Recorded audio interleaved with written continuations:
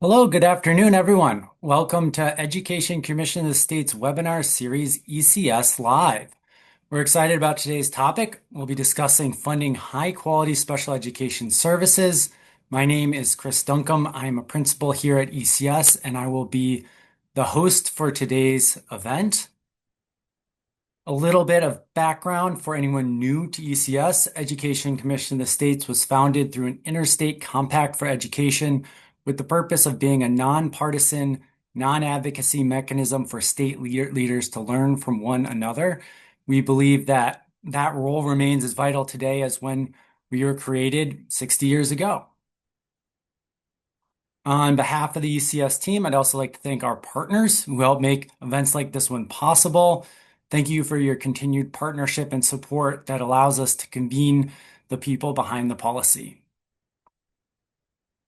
And one last housekeeping note, we'll be sharing a short session, a survey at the end of our session today. This is part of our commitment to continuous improvement. ECS is partnering with the Wasatch Education Group to understand how this webinar series is meeting your needs. So please complete that survey at the end of our session. We also designed these to be interactive conversations, so please use the Q&A function to submit your questions as you go along, and I'll be monitoring those, and we'll have time to discuss those at the end today. So the topic we'll be diving into today is funding high-quality special education services. We will be joined by Dr. Tammy Kolbe, a leading researcher on special education funding at American Institutes for Research, and Katja Krieger, a policy analyst at ECS and co-author of our recent report on funding special education services.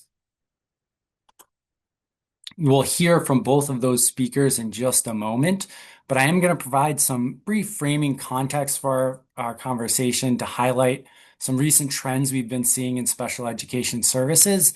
After that, I'll introduce our speakers who will discuss policy solutions for addressing some of the challenges that I raised in my framing remarks, and then we'll leave time at the end for Q&A discussion.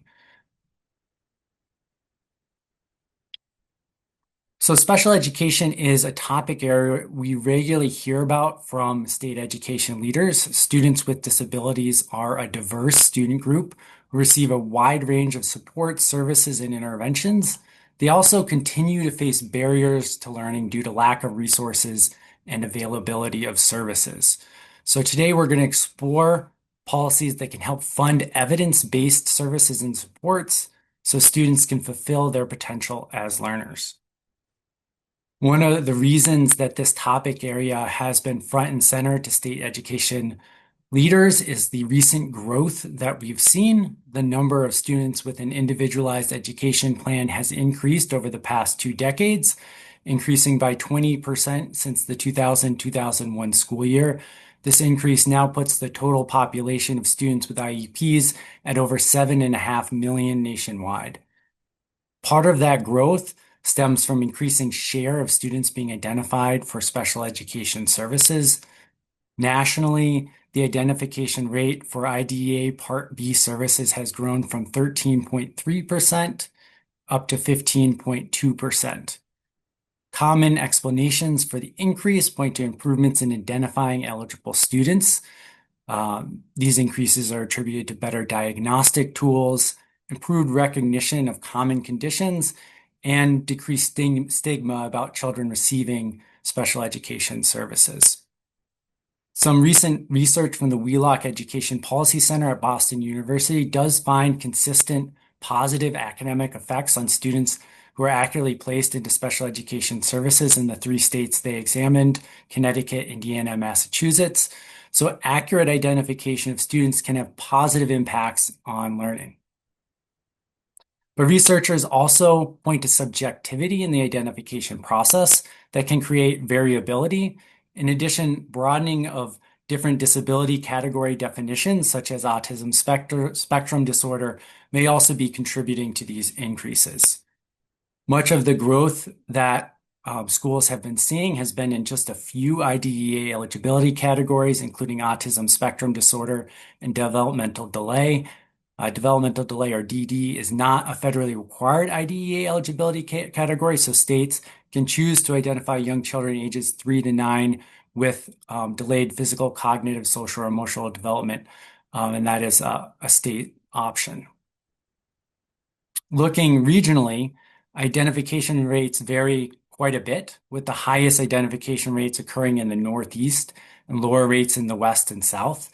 I don't have a single explanation for this variation, but some researchers point to differences in school staffing levels, differences in eligibility criteria. I mentioned the option around developmental delay and what ages are included in that category, and variation in student characteristics like socioeconomic status. However, something that's common across all four regions is they experienced similar growth since 2013, which you can see by looking at the slope of those lines starting at 2013. Looking by state, this map shows IDEA Part B identification rates for 2023. States with a darker shade of purple have rates above the national average. States with a lighter shade are below the national average. Identification rates are highest in Maine, New York, and Pennsylvania, where more than 20% of students are identified for special ed services, and rates are lowest in Hawaii, Idaho, and Texas, where less than 13% of students are identified for special ed. Identification rates also vary by racial or ethnic groups. Students who identify as American Indian, Alaskan Native, or Black are most likely to be identified for special education services. In 2023, 18.9%, as you can see on this graph, of American Indian, Alaskan Native students and 17.2% of Black students receive special ed services compared to the national average of 15.2%. This disproportionality may reflect potential biases that exist in the IEP process that can result in certain racial and ethnic groups being overly identified for special ed services. I know I mentioned earlier research that pointed to accurate identification improving student performance. In contrast, misidentification can be harmful by exposing students to less rigorous curriculum, lower expectations, and fewer post-secondary opportunities. For more information on this topic, please see the report that will be shared in your link from the National Center on Learning Disabilities. In recent years, we've seen increasing IDEA identification rates have resulted in continued growth for special education services, even as overall student enrollment has declined. Special ed enrollment has grown by 5.5% in the last 5 years of data, while overall enrollment has dropped by 2.3%. And this creates a challenging dynamic where schools are simultaneously experiencing fewer students, potentially less overall state aid, and at the same time, more students receiving high-cost services and placements. The increase in special education services has placed increasing cost pressures on a lot of state and local budgets. Numerous states in recent years have established legislative bodies to examine state special education funding formulas. I included headlines from a few of those states, Kansas, Washington, Minnesota, and Maryland, that it either completed or are in the process of completing a review. Given the attention to this topic, we've published a report on state funding for special education services. The RU updates our national landscape where we classify the funding mechanisms used by all 50 states and highlight strategies for states to equitably fund services. We're going to hear more about those strategies from our speakers. We've dropped the link here in the chat if you want to explore that report. As part of this research, we received a lot of wonderful support from researchers in the field, including Christopher Cleveland at Brown University, Elizabeth Dewey at University of Toronto, Jesse Levin at AIR, Megan Combe at the Wheelock Educational Policy Center at Boston University, Nicole Fuller at the National Center for Learning Disabilities, and our first speaker today, Tammy Kolbe. So with that segue, we're going to dive into our policy solutions that our speakers are going to be sharing. I will transition and hand this off to Tammy Kolbe. For context for attendees, Tammy's a national expert on special education funding. She consults with states from across the country conducting state-specific studies and is currently leading the U.S. Department of Education's national study of special education spending. So welcome, Tammy, and take us away. Thanks, Chris, and thanks everyone for being here today. I'm excited to see so many people here who are interested in thinking about special education funding. I want to frame today's talk as funding for what, and I'm going to suggest that we need to rethink a little bit state special education funding and how we approach that. And so, with that, I'm going to jump into some slides. So I think the first thing I want to talk about is when states think about special education funding, the conversation often starts with the mechanics of the formula. Should you use weights? Should it reimburse expenditures? Should it provide flat grants, tiered amounts, other kinds of funding mechanisms? Questions come up about what about the incentives that are created with certain funding mechanisms? And these are all good questions, but instead, I'd like to propose a different starting point for the conversation today. And before we ask which funding mechanisms are best or what incentives particular mechanisms might create, I first think we need to ask a more fundamental question, and that is funding for what? At its core, the purpose of state special education funding system is to ensure that districts have the resources they need to provide the special education services that students with disabilities actually need. The formula is the mechanism, it's the means, it's not the ends for getting resources to districts. So today I want to focus on how states can design strong special education funding systems that support best practices for serving students with disabilities. That means starting with the services students should receive, thinking about the resources required to provide those services, and then considering how the funding system can be designed to support that work. And that today is my big takeaway for you, I hope. I want to leave you with states do not all need to use the same special education funding formula, but strong funding systems should be designed around a common purpose, making sure that districts have the resources they need to provide high quality, evidence-based services that are responsive to students' individual needs. So with that, just to review, some of these points already came up in Chris's slides, but I think it's just important to ground the conversation that we're going to have today, again, in sort of the current context.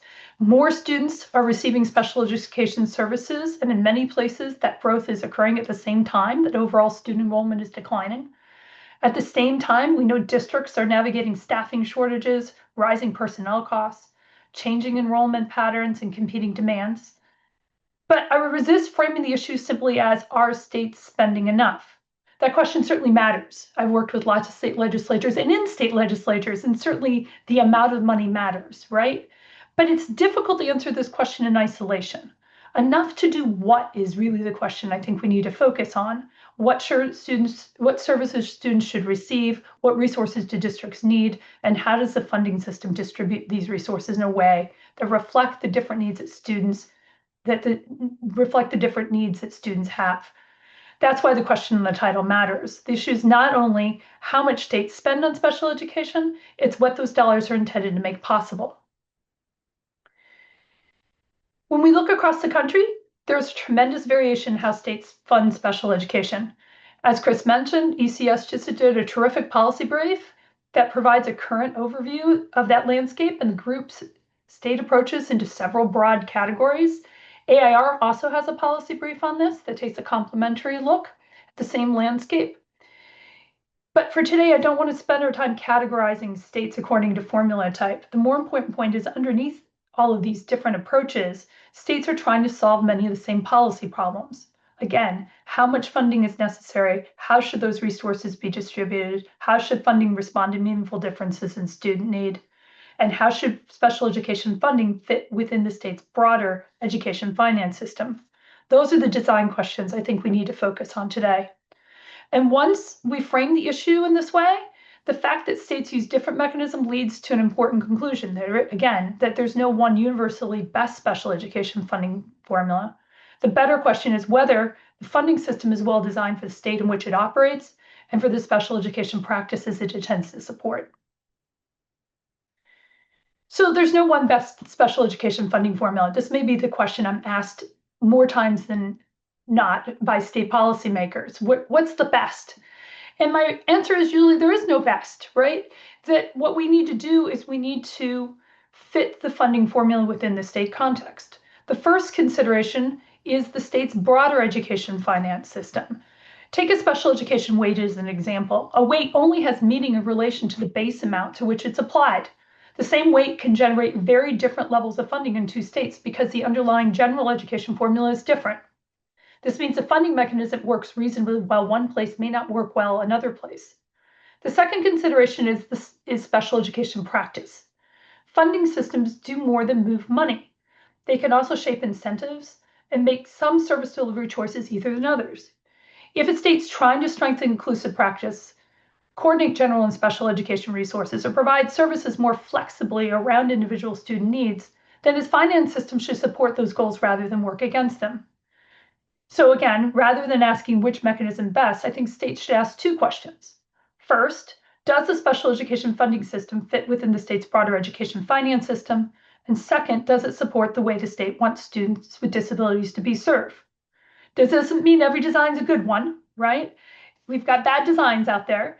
But even though the specific mechanism has to fit the state context, there are still common building blocks that should underlie a strong special education funding system.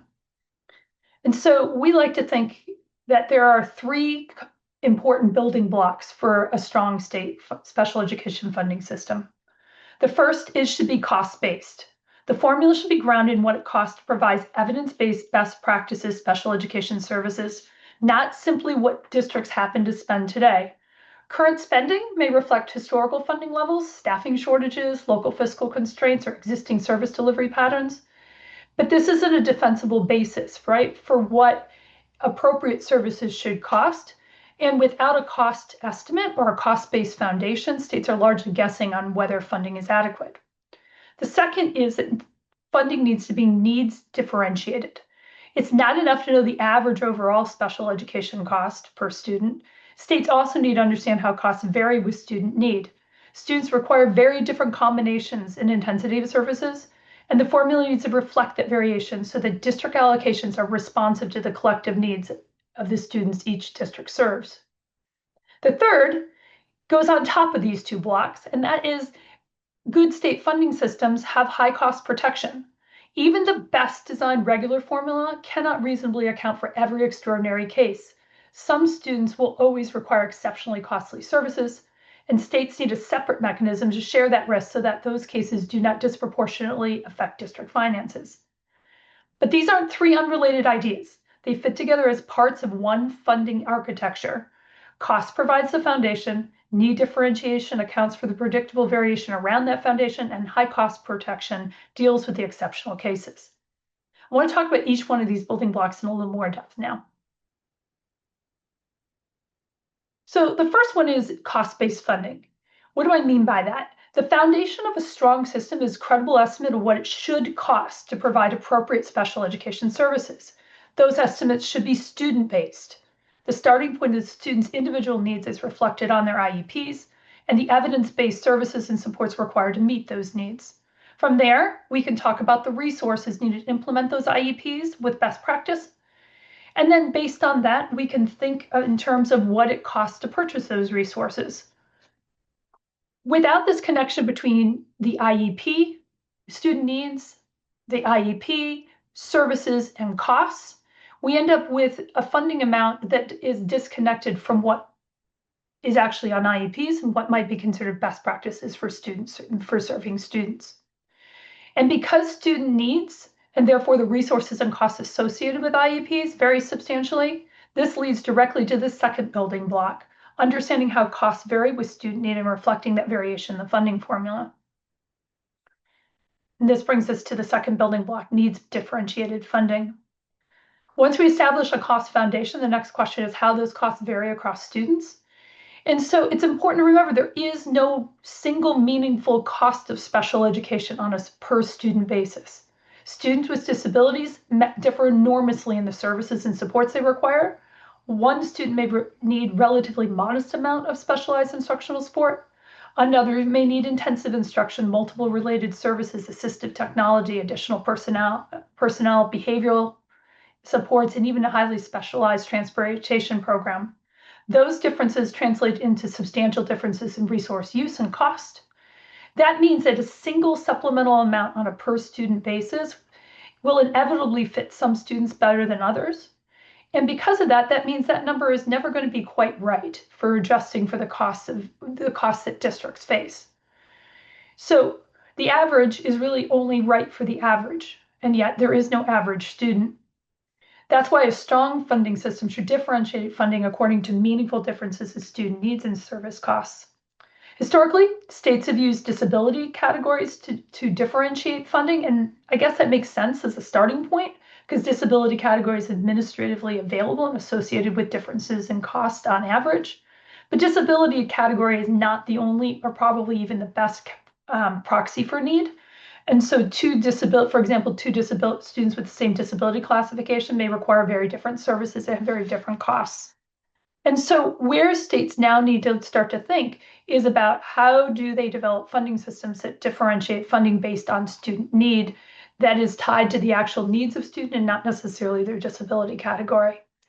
And so a more workable approach is to identify meaningful groupings or bands of student need and cost.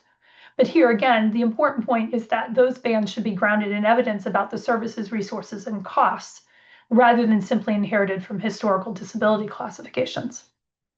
That brings us to our third building block, and that's our high cost protection. And this building block, as I mentioned before, addresses a different problem. The regular funding formula should be designed to fund the range of student needs and costs that districts can reasonably expect to encounter. But there are always going to be a small number of students whose individualized needs require extraordinary intensive and therefore extraordinarily costly services. Those cases are really difficult to predict. They're not evenly distributed across districts. And for some, especially small rural districts with small budgets, those costs can be devastating to a district's budget. That's why we think states should view high cost funds as a form of risk sharing with districts, and that this should be included in state funding formula. The majority of states do this, but not all of them do, through a high-cost student program that provides districts with reimbursements. And in states that operate high-cost student programs, districts receive their regular allocations, as this slide suggests, right? There's a regular special education funding formula, but then there's also a high-cost fund that provides reimbursement on top of those programs. So the regular formula and the high-cost formula fund, do different jobs. The formula handles the predictable variation, and the high cost fund insures against extraordinary variation. And one caution here, though, that we've seen in states is that high cost funding should not become a substitute for an inadequately calibrated regular formula. If large numbers of students routinely spill into the high cost mechanism, that's probably evidence that the regular funding structure is not adequately recognizing or adjusting for differences in student need. So the next thing we have to consider, though, is where does the evidence to develop sort of these strong state funding formulas come from, right? Once we say that funding should be grounded in costs and differentiated according to need, there are some practical questions. What should the funding level be? How much funding should be? How should funding vary across levels of need? Where should the boundary be between different level need bands, and what exactly is a high cost in that context? Historically, states haven't always had a strong empirical basis for making these decisions. I'd like to think that that tide is turning, right? And that we have a number of states, and I'll talk about that in a minute, who have taken on state studies to rethink this. And we also have the national study of special education spending coming online. These are two complementary sources of evidence that states can rely on. First, state cost studies. These studies can begin with the normative question, what should it cost to provide evidence-based special education services in my state? And the National Study of Special Education Spending, or the NSSES, which is funded by the U.S. Department of Education, approaches this question from a different direction and can provide national benchmarks for spending on a much larger scale. Again, the two approaches answer different questions, and I just want to talk about those in a little bit more depth. So what would state-specific studies look like? A state-specific cost study, and this is really, I think, the strongest recommendation and the strongest foundation for a well-functioning state special education funding system. The state-specific cost study has got to be designed to estimate what it should cost to provide appropriate special education services in that state. And the starting point, again, here should be student needs and the evidence-based services and supports identified on their IEPs, not existing spending. From there, a state study identifies the resources required to implement those IEPs consistent with best practice and local context, because local context and how districts operate are very different across states. right? And then we can assign a price to those. And then we can start to think about, well, how do we develop a funding system that supports that sort of supports those cost estimates. Taken together, this approach, right, produce a student-based resource model, a set of cost estimates that reflect, again, what should be spent to provide appropriate services. And that then in turn informs the funding, the parameters in the overall special education funding system. Ohio most recently used this general approach, and Maryland and Vermont are using it now to develop resource models and cost estimates to inform their special education funding systems. Then we have the national study. I'm very excited about the national study. It's kicking off this year for the 26-27 school year. It'll include all 50 states and 1,250 districts, about 3,700 schools, and almost 12,000 students with disabilities. And this study is going to give states something we haven't had in more than 25 years, a contemporary national benchmark for special education resource use and spending. And here, the value is not simply in knowing how much is being spent nationally, but more importantly, this study is going to help us understand what resources are actually being used, how spending is structured, and how those patterns vary across students with different disabilities and level of need. It's also going to tell us about the funding sources that states and districts use to pay for special education. This matters for state funding design because many of the questions we've been discussing are questions also about variation. And because of the size and scale of this study will help us really understand that variation in a new and different way. So these national benchmarks, together with related research using the NSSES data going forward, can help strengthen our understanding of the relationships among student need, disability, resource use, and spending, and again, how those resources are financed across federal, state, and local sources. So I want to conclude with the same question I started with, which is funding for what? And if we think about this question in terms of if we define the problem simply as funding a program called special education, it's easy for the conversation to become dominated by formulas and budget categories. But I'm going to argue that the real objective is far more concrete. It needs to be student-based and student-focused. And states are trying to create the fiscal conditions that allow districts to provide these students with disabilities the services and supports they need. If we start there, I think the logical sequence for state policy emerges. First, define what good special education practice should look like. What services should students with different needs receive? Second, identify the resources required to provide those services. Third, determine what those resources should cost in the state. Fourth, understand how those costs vary with student need. And fifth, determine how to share the risk associated with exceptional high cost cases. And only then do we start to decide which funding mechanisms best translate those choices into state policy. That sequence is important because it changes the question we ask of the formula. Instead of asking how much money does our formula generate, we ask, does our formula generate and distribute the resources districts need to provide those services? And if we frame the question that way, states do not all need to arrive at the same funding mechanism. But every state should be able to answer the same underlying question. And that question is, if the funding system provides an adequate foundation, then the formula should respond meaningfully to the differences in student needs and protect districts against extraordinary costs. So the formula is not the goal, the formula is the means. And the goal is funding system that puts the right resources behind effective services for students with disabilities. So I'm going to stop there. My hope is that framework helps give you and others in states a way to think about special education funding reform that starts with the purpose of the funding system rather than with particular formula type. And for more information, here's my email and also my colleague Kai Cosent.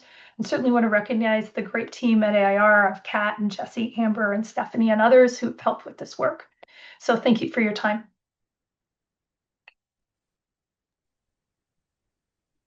Great. Thank you, Tammy, so much for sharing your research on this topic. Really provides a great perspective and framework for addressing challenges using that cost-based, differentiated funding formulas that also account for and protect against extraordinary costs is a really important way to think about ways you can structure and design funding systems.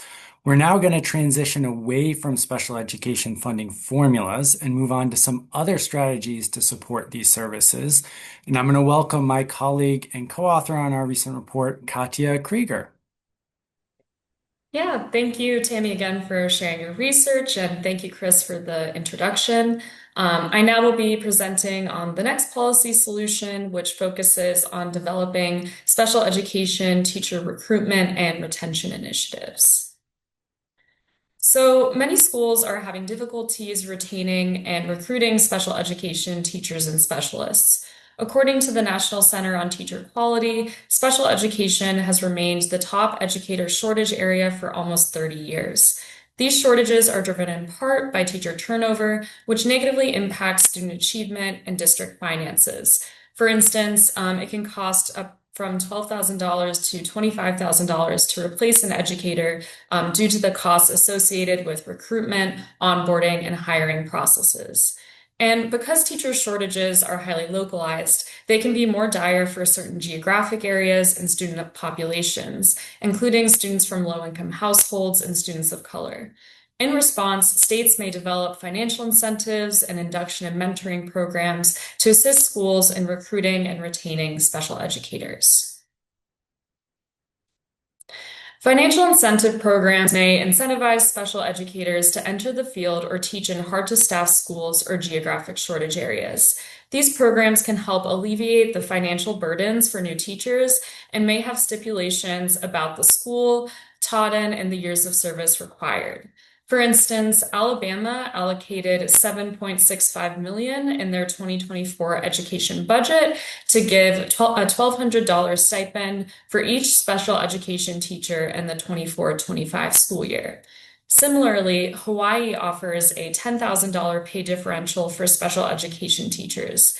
Teachers can earn a higher salary for serving in a hard-to-staff school or in select geographic areas. And the pay differentials can be stacked, meaning a special education teacher in a hard-to-staff school could earn an additional $18,000 a year. After this pay differential was implemented, Hawaii saw a 16% increase in the licensed special education teachers, and the number of open positions was nearly cut in half. In another example, Illinois provides special education grants to teachers under contract and those teaching special education in designated high poverty geographic areas. These grants provide funding towards tuition and fees at the teaching candidate's post-secondary institution, as well as a stipend for each semester hour of enrollment. High levels of teacher turnover, especially for new teachers, is another challenge within special education. To address this issue, states have developed induction and mentoring programs with a specific focus on special educators. Research shows that well-implemented induction and mentoring can help prevent attrition amongst new teachers, and that mentoring roles can offer experienced teachers meaningful leadership and professional growth opportunities, which make them less likely to leave the classroom as well. My first example is Delaware. Delaware has a comprehensive induction program for new educators and those in alternative teacher preparation programs. This includes a paraprofessional to special education teacher pathway. In that program, support paraprofessionals can become certified special education teachers through an alternative 2-year master's program while completing the first 3 years of the CIP program. CIP requires participants to attend monthly coaching cycle meetings with an assigned induction coach that include topics like planning, collaborative professional learning, and discussing areas of growth and areas of need in the classroom. Another program is in Georgia. In 2020, Georgia state leaders implemented a provider retention program. The program focused on keeping new special education teachers in the classroom using a train the trainer model with content developed by the Georgia Department of Education, the Center on Great Teachers and Leaders, and Kennesaw State University. The program saw promising results in its first years of implementation. So among the teachers who completed the program in the 21-22 school year, 84% were retained for the next school year compared to 74% of non-completers. So strategies like induction and mentoring programs and financial incentives can help recruit and retain special educators while preventing teacher turnover, which, as I mentioned, negatively impacts student achievement and district finances. So the next policy solution I'm going to focus on is strengthening regional supports for school districts through regional education service agencies. According to the Association of Educational Service Agencies, there are over 400 regional education service agencies, or ESAs, across 39 states. ESAs offer specialized staff and direct services, which can help reduce costs for special education across school districts. ESAs can also be referred to as intermediate service agencies, boards of cooperative educational services, or BOCES, and regional education offices, and they can differ by state in terms of the specific processes for governance, funding, and services. However, each is charged with providing cost-effective support to promote efficiency, quality, and access to programs and services. Support for and oversight of special education is one of the most common services that ESAs provide within states. ESAs tend to offer services that support low incidence disabilities and when the certified personnel are limited in number and difficult to recruit. ESAs can hire speech language pathologists or special education paraprofessionals to provide the service at multiple school districts, rather than forcing school districts to compete amongst themselves for a limited number of available candidates. This can allow smaller school districts to not have to hire full-time staff, which can be costly and challenging due to geographic or subject area teacher shortages. These personnel are most typically provided to school districts by contracting the staff hired by the ESA to provide the service at the district.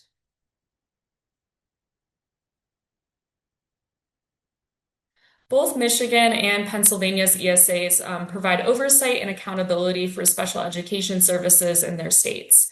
Michigan state law charges the Governing Board of Intermediate School Districts, or ISDs, with developing and continually evaluating, in cooperation with the member districts, a plan for the delivery of special education services.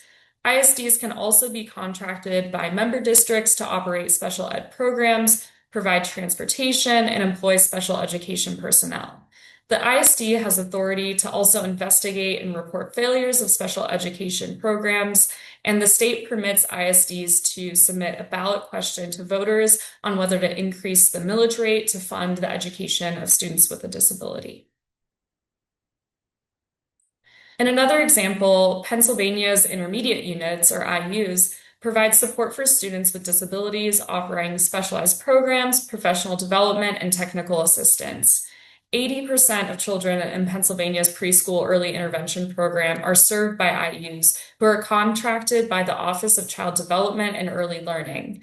These units provide intervention services for children ages 3 to 5 who have disabilities and/or developmental delays. To support professional development and technical assistance, all 29 IUs are required to have 5 full-time training and consultation personnel who provide in-class modeling, coaching, guided practice, consultations, and other supports to educators, parents, and entities that provide services for students with disabilities. Additionally, the IUs provide special education transportation services to more than 13,000 special education students from more than 400 school districts. So therefore, strengthening regional ESAs can help school districts offer high-quality special education services amidst educator shortages and growing cost pressures. And now that we have our 4 policy solutions, I will pass it back to Chris to kick off our Q&A. Great. Thank you so much, Katja. We got a lot of great questions during the presentations. I first will mention that we're going to drop a link into the survey, so you're welcome to complete that now or at the end of the session. So thank you all for your feedback on that. The first question that I was going to throw to Tammy's direction is on your first building block on being cost-based. The question is, for states that are using state-specific cost studies, are they using a state agency to conduct the study, a third party? If they're using a state agency and they're using the Department of Education or their budget fiscal office, so kind of digging in who are doing these state-specific studies. And I think you might have some insights onto that. I do. Great question. Right. So I think different entities within states have conducted these studies. Some are conducted by the state agency in partnership with some technical assistance from outside the agency. Some have been conducted by joint fiscal offices, and I know like JLARC, which is the auditor in Washington, has conducted the one that we did in Washington. But typically they are conducted by an outside third party that provides this kind of research and analytic support that the state needs to conduct these studies. But who initiates that study has varied across states. Again, sometimes they come from the legislature or the JFO in the legislature, a joint fiscal office in the legislature, or they may come from the agency in and of themselves. Sometimes they're legislatively mandated and even have a line item appropriation. That was most recently the case in Maryland. So a range of different sort of, I guess, homes for the studies in terms of sort of who oversees the study, but typically they have been conducted by outside agencies or outside organizations like AIR. Great, thank you for that clarification, Tammy. Moving on to another question that I think gets at the second two building blocks that you discussed on differentiated funding and extraordinary cost services. The question is looking at district size. So differences in costs between students are more likely to balance each other out in larger districts with more students. Should we regard small or lower enrollment districts as a special case where more precise funding levels are needed, or where there's a lower threshold for those extraordinary cost funds from the state? Yeah, that's a great question and a really perceptive one too. I think the first thing I'd say is not necessarily do they balance each other out in large districts. So we know that some large districts on average have higher levels of need in terms of their students. If you take, for example, Baltimore or Baltimore County district looks very different than Montgomery County in terms of level of need. So on the average may be different across large districts.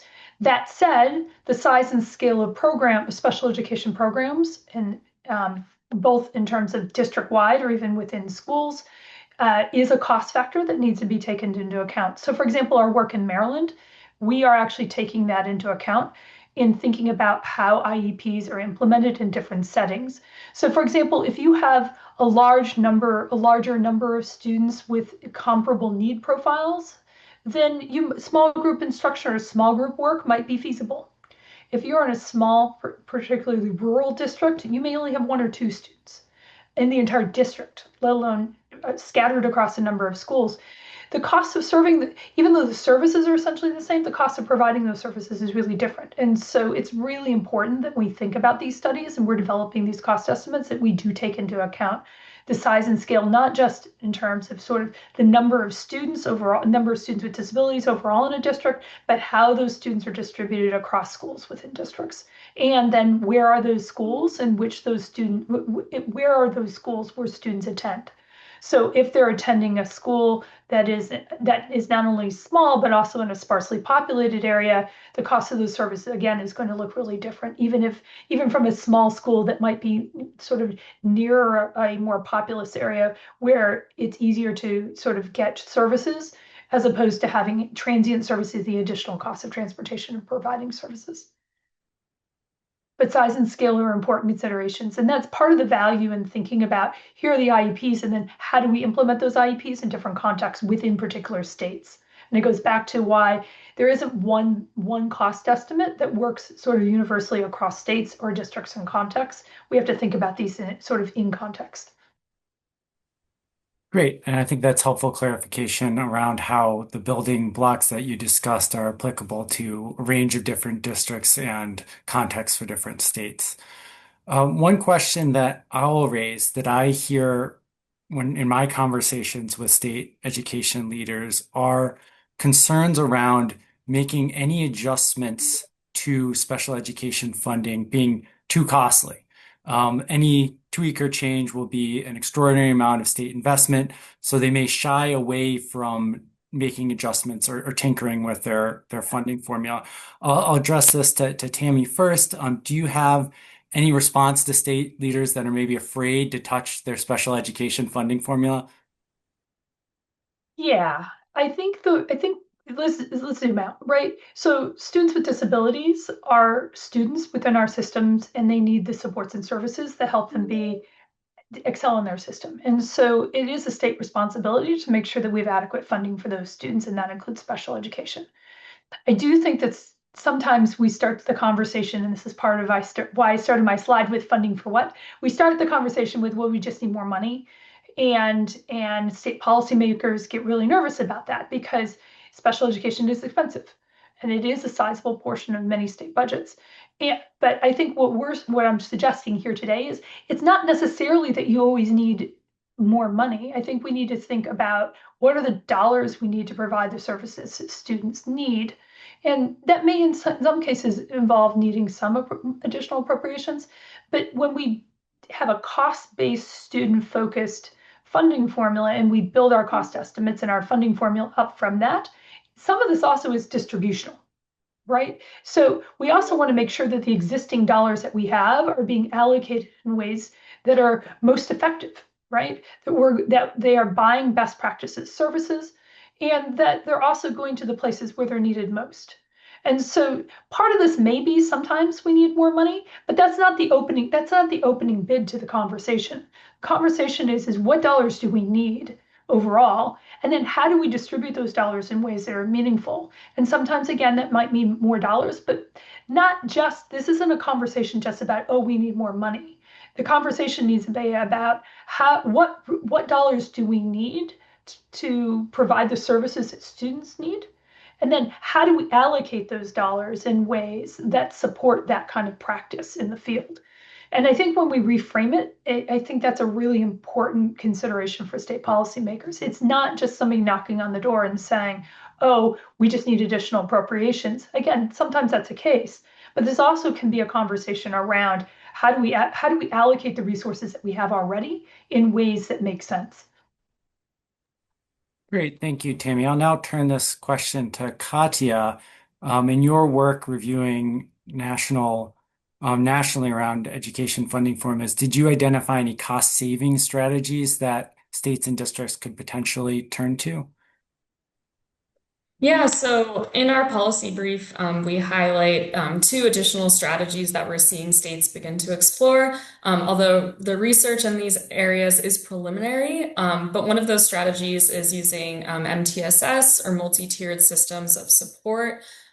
This is a preventative-based framework to provide high-quality instruction to all students, and it uses universal screening to identify students that need additional supports to meet benchmarks through, individual instruction or small group instruction. And we are seeing research out of Oregon that shows their use of MTSS has led to a decrease in special education identification rates, but also an increase in student achievement, particularly for Black students. And so I think, there is a need for more research in this area on the use of MTSS, but it offers a promising pathway for states to look at. And then another strategy we're seeing in Massachusetts is the state directed the Operational Services Division to look at private school tuition setting. And so that division is overseeing 200 private schools in making sure that providing additional accountability when it comes to raising tuition. So I think it gets at what Tammy was explaining, where making sure that we understand what the costs are for high quality instruction for students. And so that's another pathway that we're seeing a state explore. Great, thank you so much, Katja. I have a question, Tammy, focused on your national study. Mhm. And the question is looking at whether there is a possible, in that review, will there be a look at possible correlation of refined funding systems to decreases in costs related to disputes, complaints, etc. So will better funding and better services result in fewer hearings? or legal disputes? It's a great question. And you kind of hope so, wouldn't you? Right? That if we've got good practice and we're funding good practice, that we would have fewer disputes. The study will be collecting information on the administrative costs associated with special education, including dispute resolution.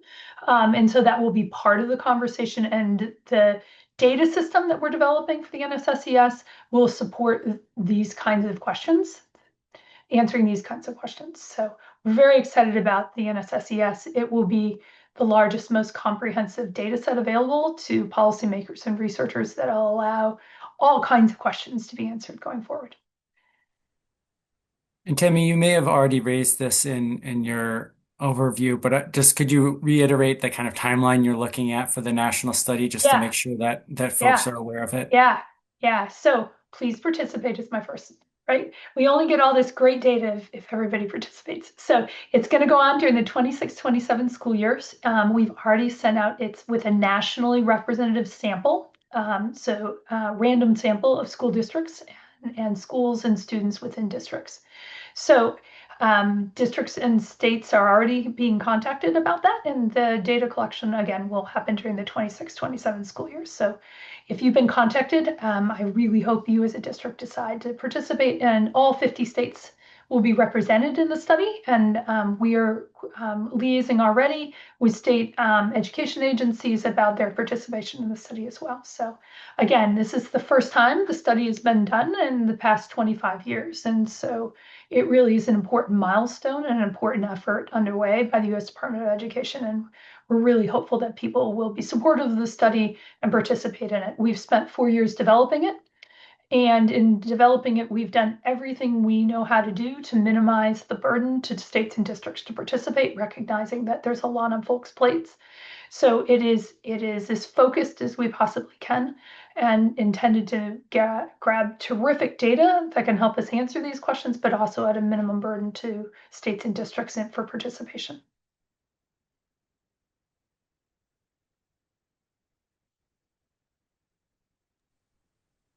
Great. Well, this has been a really helpful conversation that has covered a lot of ground today. A lot of great resources have been shared, a lot of different approaches and methods for providing services for special education services through new policies that states can look to.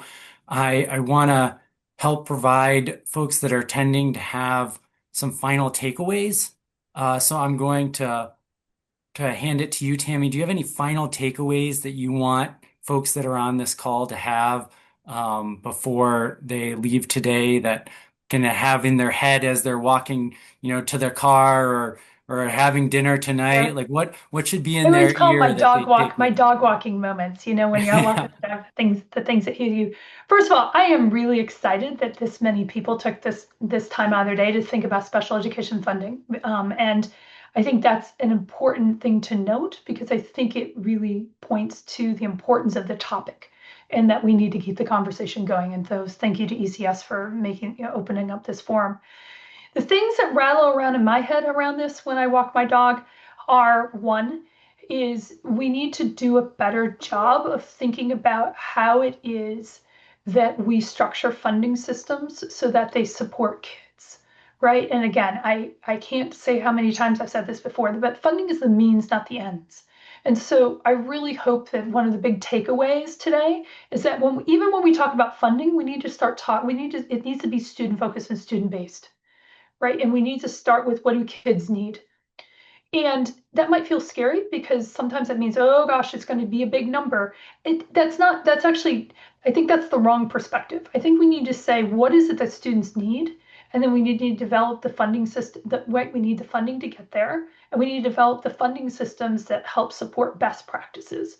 Because the reality is that things like early intervention and high quality services and best practices are not only the most effective, they're also the most efficient use of our dollars, right? And so we want to have a robust funding system that does those things because it's effective and it's efficient, right? And to not do that creates other kinds of costs in the system later on.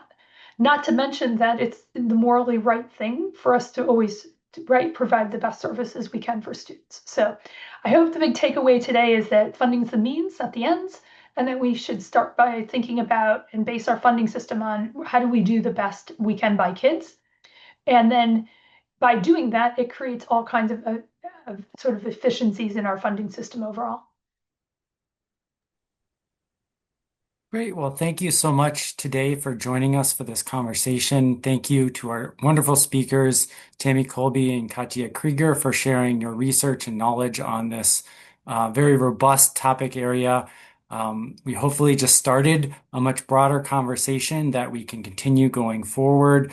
If you have not yet taken the survey, we hope that you will share your feedback with us about what has been helpful for you. The link is available through the chat. So thank you again for providing us that information. If you have questions or would like to learn more about some of what you heard today, please reach out to myself or Katja. My email has been added to the chat and is on the slide here. We're happy to provide support and information related to the brief that we published or other questions related to special education funding or funding more broadly. As a note, today's session was recorded, so it will be shared in a post-event email and will be made available for viewing on ECS's YouTube page as well. So please feel free to share with others who are unable to join us today. Our next ECS Live will be on September 30th. So mark your calendars and look for more information from ECS on that event on September 30th. So thank you again for being with us all today and have a wonderful Wednesday. Thank you.